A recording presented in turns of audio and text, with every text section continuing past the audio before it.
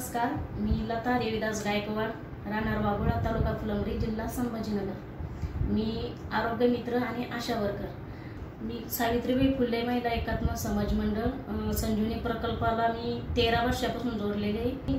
13 एप्रिलच्या दिवशी बुलढाणा जिल्ह्यामध्ये यात्रेसाठी गेले आणि तेव्हा तिथून येताना बसमध्ये एका म्हणजे आजी आणि आजोबा होते। त्यांना ते बाबाला अटॅक आला। ते आई एकसारखे रडायला लागले की बाबा एकदम बेशुद्ध आहे, कोणाला बोलत नाही, हलत नाही, काहीच नाही।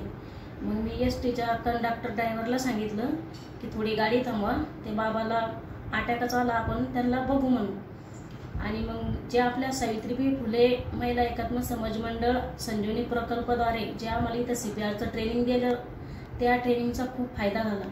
मी ते CPRचं ट्रेनिंग घेतलं आणि त्या बाबाला CPR दिला, खाली सीटावर झोपून CPR दिला। तेव्हा त्या बाबांनी श्वास घेतला आणि या आपल्या संजीवनीचा खूप फायदा होतो, कारण की असेच CPRचं जे ट्रेनिंग भेटल्यापासून 9-10 पेशंटचा पण जीव वाचला गावामध्ये। या सावित्रीबाई फुलेमध्ये जे आम्ही जोडले गेलो, त्यांच्या मुलांचा म्हणजे अजूनच जास्त आम्हाला हिंमत आली।